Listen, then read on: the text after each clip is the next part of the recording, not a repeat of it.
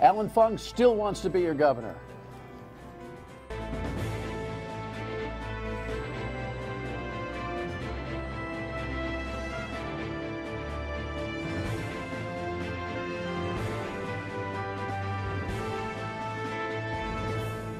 The Dan Yorke State of Mind program is brought to you in part by Lookout Rhode Island and Takeo Comfort Solutions.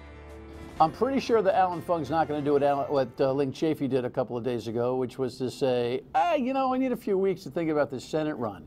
He sat here right in the studio and in other places talking about the 90% toward a decision as if it was fait accompli, kind of winking at 97, 98, 99, less the balloons he was in. Now, this is a fickle election season in a lot of ways. We need a steady hand somewhere. We'll try to find it together, I guess. Welcome aboard. Nice to have you. Friday nights, we tape the program on Thursday, so if all heck broke loose, and it most likely did between yesterday afternoon and today, we will check in with you on Monday on that. But Fridays are good shows in the sense that they give us a chance to kind of expand on a conversation, and the lead Republican gubernatorial candidate is here to talk about some things. I'll remind you of some of the stuff, though, going inside the party itself. Giovanni Feroci, as of our broadcast time Thursday, meaning our taping time, had headlines like this running on him. He's in the middle of this dispute now. Now he's making the dispute about the Providence Journal. It's interesting. It's an interesting tactic. It comes somewhat out of the Trumpian White House strategy, which is to kind of dust up the thing and attack the messenger type of thing. And I've only been in this business, what, 35 years, and I've been attacked as the messenger many, many times as a deflection on what the issue is. Every candidate I know everywhere has done that. It's part of the game, and you don't take it personally. But Feroci seems to be taking it personally with the Providence Journal, and we'll try to get him back in here next week because I'm sure he's all revved. I don't know if he's on a kamikaze mission or not. He very well may be. One candidate in the race, Patricia Morgan, earlier this week said that maybe he ought to rethink the race. I think that he has way too many problems to make him a viable candidate for governor.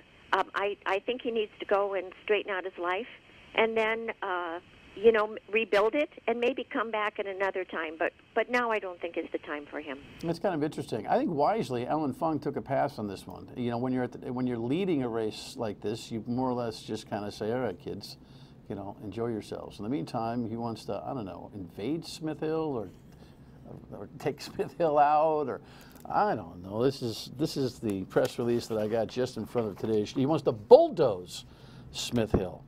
What do you mean you want to bulldoze Smith Hill? Change the culture of Smith Hill, and you will get some more stability. At least I'm into the end there, Dan. And what we released was just another three-part plan, a continuation from that economic policy plan that we released a couple weeks ago. This is talking about a lot of the government reform areas that will restore some stability, power back into the governor's office, term limits on the General Assembly, and line item veto to the governor, but most importantly, an inspector general that will provide oversight over all three branches of government. Historically, we've seen it, you know, year after year from the time I'm growing up to now, where you've had legislators going to jail. We've seen that recently. You've had misspending coming out of executive departments. You had governors on reckless spending, like our current governor, Raimondo, with some of the dollars that she's misspent. You have, even in the judicial branch, when I was growing up back in the 90s, remember those baseball trip games because of that slush fund that was had in the court accounts. So the Inspector General will provide that type of oversight back into government, help and provide that checks and balances, and even strengthen policies about some of the finances there. And if there's any type of criminal misdeed, send it over to the AG's office for criminal prosecution. All right, interesting. Let's step back and then we'll step forward. Your take on Feroci's press this week that the sheriffs were coming to get him on a civil arrest warrant. He left town. He read about it in the paper, didn't know he owed this vendor $8,000, or didn't know he had to be in court for it. I think that's more correct. Then he gets after the Journal and makes it about them. They respond with, we stand by our reporter stuff. Patricia Morgan says that he ought to leave the race and kind of get his head clear. You kind of stayed away from that. What is your perspective on it today? That's why I provide some stability. Today being Thursday, by the way, for the Friday show. Yes. That's why I provide some stability for this race. That's why I'm not weighing in on this, because, you know, Mr. Ferosi's legal troubles are going to be up for the voters to decide if he decides to stay into that race. You've seen candidates, I'm not going to be one to say, oh, this candidate shouldn't run, that candidate shouldn't run. We've seen a lot of, historically in Rhode Island, a lot of characters be on the ballot and people supporting them, and that's going to be ultimately for the voters to decide. We've seen in Providence, Chris Young running, flipping over a table, and to try to get attention. So this is just another part of it. Chris Young get a run on Dan Yorke's State of Mind? Now he's going to demand now he's going to demand a seat here next week. I want to respond. I didn't flip the table. I tossed the table. You're causing me agita here. Sorry, Dan. But I didn't anyway, mean to do that. But no, I get your point. There are times when you weigh in, and you don't. Right. This campaign is about what between now and September? Getting out my message and staying disciplined on that message, talking to Rhode Islanders about what we need to change our economy. I'm tired of hearing this lagging economy. A lot of the small business owners throughout the state feel left behind. That's why a couple of weeks ago we put out that initiative to responsibly lower the sales tax from 7 to 5 over the 4-year period, making my low fee guarantee, which I know you're chuckling. Well, I chuckle because you're like every time you say it. But it is something I'm Andrew, does he ever say it? When we talk to your press, does he ever say it does he ever just say low fee guarantee? Every time you say low fee guarantee, but it works. You're dying to sell cars, aren't you? I'm dying to sell cars. cars. If you don't win this race, you just may be. But it's working though, Dan. Take a look at what happened. We just called out the governor because she was going to put out this 1% fee for all state MPA contracts. Basically a kickback to fund government. MPA being? Master Purchase Agreement. So any vendors that were looking to do work off the state Master Purchase Agreement, it would have been a 1% administrative fee tacked on to that contract, on the total contract, that would have went to go back into state government coffers to so-called fund their new technology implementation. We've heard that before, Dan. It was nothing more than just, getting another nickel and dime fee on our small business guys that want to do business with the state. Governor, to her credit, just backtracked yesterday, so I'm proud to, meet my low fee guarantee, and I'll check that box off as victory number 1. And the low fee guarantee, seriously, what it means exactly what? I want to make sure that a lot of the fees, the business fees, professional fees that many of the business people pay to the state, many of the professional license fees that they pay are the lowest in New England.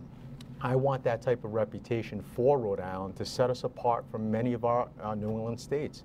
And I think we spoke last time. I want to take this regional approach, having Rhode Island as a leader amongst business communities, especially our small business guys. Why wouldn't you take your low fee guarantee concept to the tax situation rather than targeting a 5% sales tax over 4 years? Mm-hmm. Why wouldn't you just want to be a notch below the competition, no matter where the bottom of the floor goes? And that's what I am doing, because even with that 7 to 5, it brings us down to the second lowest, because New Hampshire has no sales tax. Well, that's right. That's a different ball game. But that's what I want to do. First and foremost, it'll stop a lot of Rhode Islanders going over to Massachusetts. We're sitting here in East Providence. How many times do you see Rhode Island and their license plates going right over into Seekonk?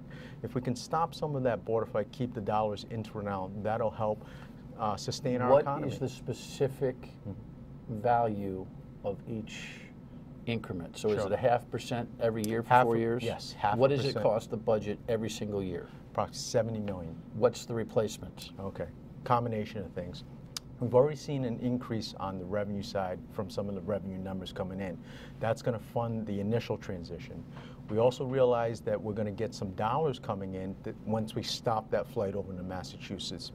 But on the cut side, I want to revamp Commerce RI. A lot of those incentives that are going out, the millions in incentives, some I totally don't agree with. The rebuild RI credits, the millions that are being spent for. What's the value of that? They're in the neighborhood of about what, $40 million? $40 million. And I'm not saying eliminate it all, but that's a good chunk of dollars that could be repurposed back into tax cuts.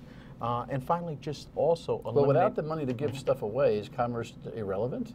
Are you going to get rid of commerce in totality? No, I'm not. I'm reformatting how it's going to be done. And a lot of the programs that I'm going to focus on, a lot of the business owners that are also here, that's why I'm supporting the tax cuts and cutting fees. And if we can keep some of those programs in place, because I'm not against judicious use of tax incentives, but it's got to have enough return, sustainable, good-paying jobs over the life, and also back-end accountability. What has the governor done what has she done incorrectly with her incentives in your mind? It's sort of like this corporate welfare approach. She's going after the big guys. When she loves to tell, oh, I got Johnson & Johnson here, GE, both of them. You know, one was $5.5 million, one was $6 million, one was 75 jobs, one was 100 jobs. Take a look at the return on that value for the $6 million there. Some of those dollars I would have rather see go into helping support small businesses, whether it's through that concierge program that I talked about previously. That's a third part of my economic plan, where if you can start up, especially keep some of the talents coming out of our colleges, use some of those dollars, because we're going to be eliminating those fees for the first years for those new business owners. You know, once they get up and running, you know, shift the focus to a lot of the small business guys, entrepreneurs that want to start up, and help them grow over time. So before, you know, they get the dollars in the door, let's help them out on the expense side too. All right, speaking of expenses, it's expensive to run a gubernatorial campaign. The numbers, the disparity is huge. We'll talk about that coming up.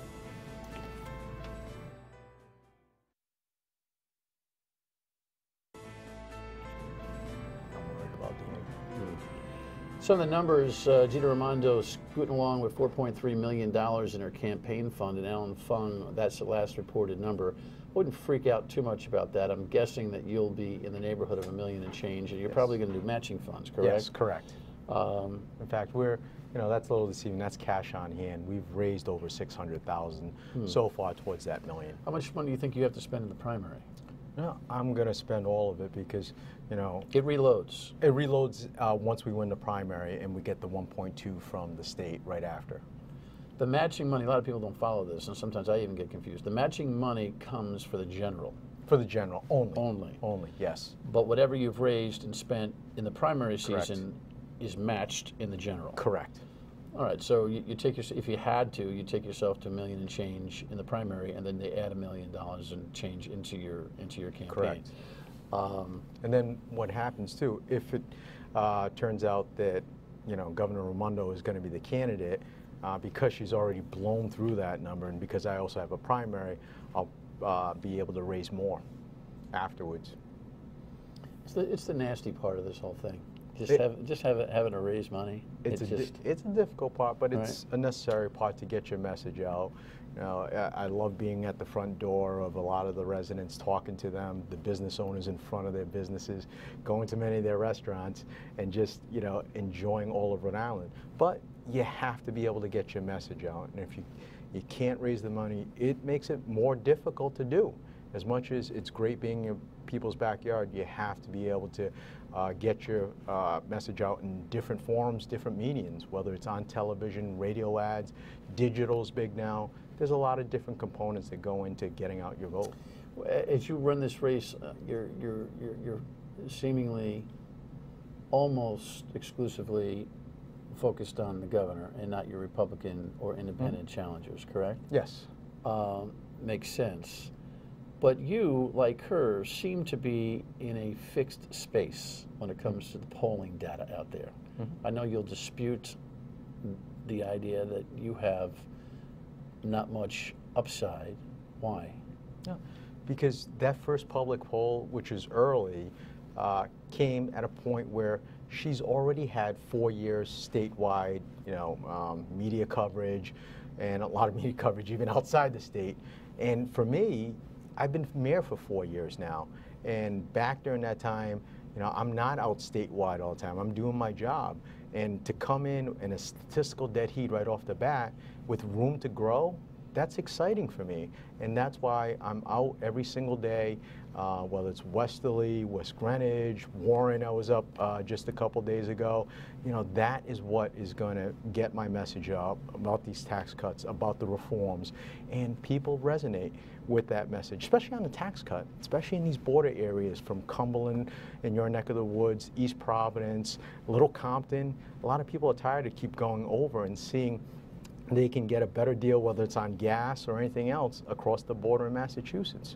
I want to compete, and that's, you know. Last time around, you had a good fight with Ken Block in the primary. Yes. I don't know whether Patricia Morgan or Gio Feroci is going to bring that kind of game to you. We'll have to see as we get closer to August to see if this primary becomes real. But the primary was nasty. Yes. And you scowled a lot. I don't know, understandably. Yeah, but I don't know that helps you. I often call you a B player, and you know that. And I know that. And I say that because I think there are times when you lack big picture and gravitas. But there's one thing about your disposition in this season that I've noticed, and that it seems you're happier with yourself. Yes. I'm not your shrink, but are you happier with yourself? It seems that you're more effective when you're smiling. Most people are, but you especially, you're more effective when you're smiling, and you've smiled more so far in this campaign. Am I seeing something differently? Yeah, and that's the voice of experience. I'm back, I'm more confident, more disciplined. What makes you more confident? Why? Just going through it one time, Dan, you know, just like, you know, playing sports growing up. You know, the first time you're in the game, you know, whether it's on a JV team or varsity, the first time you're in the game, you always get a little bit of the nerves. Sometimes you're unsure of yourself. You know, this time around, with that seasoned experience from both the primary into the general election, I know that I've got the right message to turn this state around. I'm confident because I've got the 9 years of experience in Cranston to take that city from the financial distress that it was in into one of the best cities to live in America. I've got that same type of recipe to turn our state around. I'm confident in myself and my chief executive abilities, but also confident on the campaign trail. Do you find this fun? Yes. Did you find it fun last time? And I'm going to be honest with you, Dan, the constant fighting really dragged it down. And that's why I'm staying focused on my message that is resonating with residents and not going to get dragged down into a rabbit hole. If she wins, if she beats Matt Brown, you'll have to fight with her. Yes. And that's why even now, I'm staying consistent and focused on her because a lot of her reckless spending, mismanagement is leading to what's going on in Rhode Island. What do you think her biggest Achilles heel is? UHIP and DCYF. And I'm going to be honest with you. I felt the pain of UHIP. My family did. Just many other Rhode Islanders, whether they're waiting for SNAP benefits. My dad, who had Parkinson's and needed for the first time in his life long-term care benefits, applied for through that UHIP process. They lost his application not once but twice. 7 months my family had to wait, not knowing whether a decision was going to be made up or down for his nursing home. Well, I think everybody, including the governor, has figured out what's wrong. We'll figure out how you fix it when we come back. Stay with us.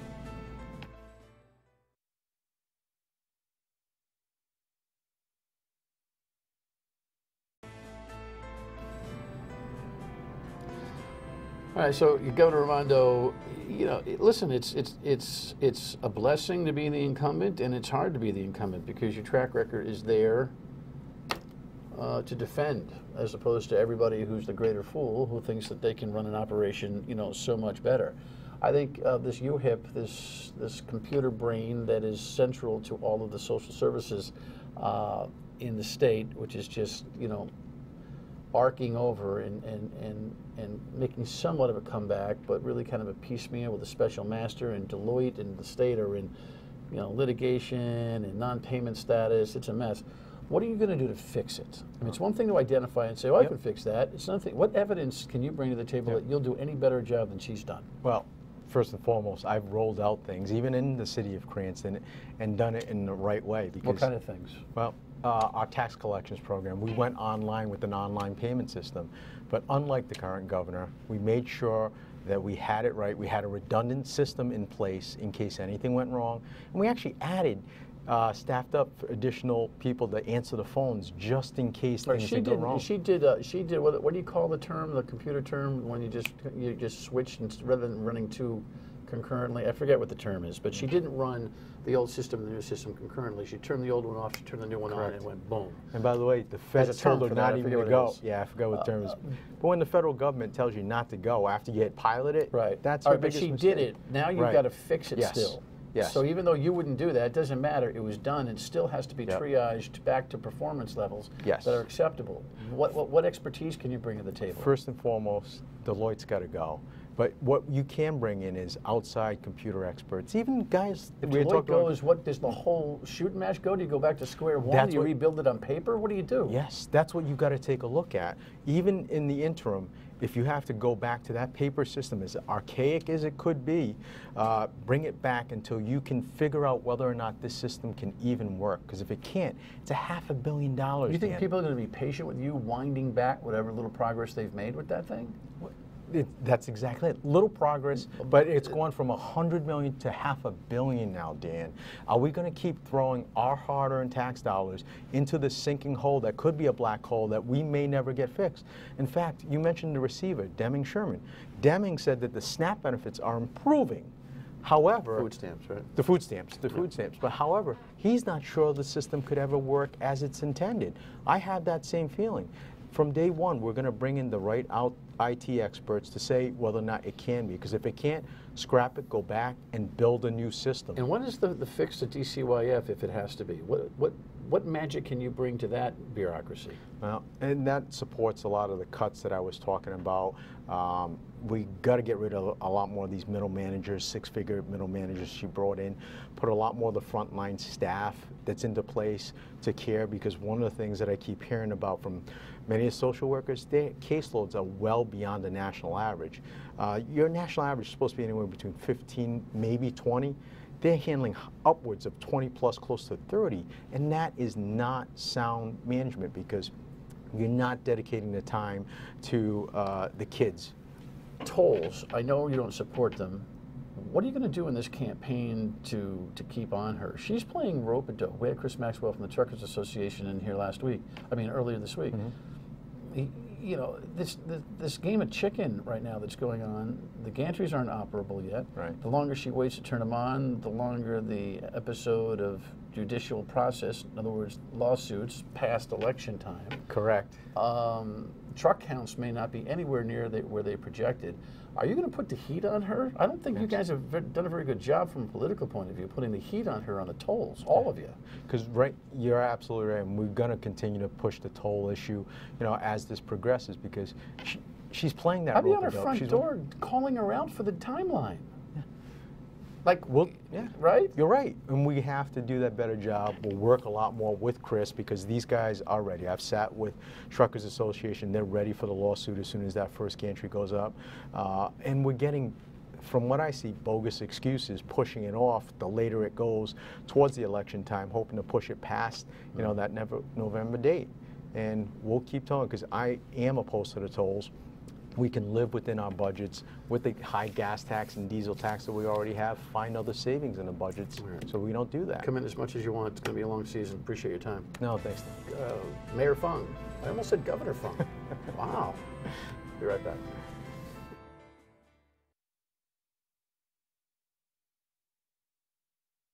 All right, the political season is kind of kicking up. Pay attention now, because it always wanes during the summer, but it has been unique. Now Link Chafee's sort of in, he's sort of out.